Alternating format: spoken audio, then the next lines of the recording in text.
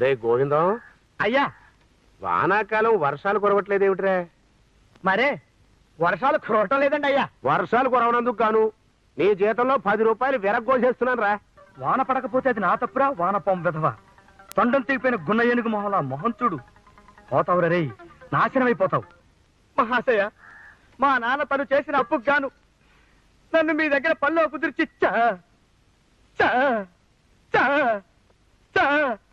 చచ్చాడు. పనిలో చేర్చుకున్నప్పుడు తమరు నెలకి 3000 రూపాయల జీతం ఇస్తానంటే మురిసిపోయాను. పాత బాకీలు వసూలు కానప్పుడు, పొలంలో పంట సరిగ్గా పండనప్పుడు, కొబ్బరికాయలు దిగుబడి తగ్గినప్పుడు, మీకు ఒంట్లో జబ్బు చేసినప్పుడు, మీకు జలుబు చేసినప్పుడు కొంత కోసుకుంటూ వచ్చి ప్రస్తుతం నాకు నెలకి 12 రూపాయల పావలా ఇస్తున్నారు. దాంతో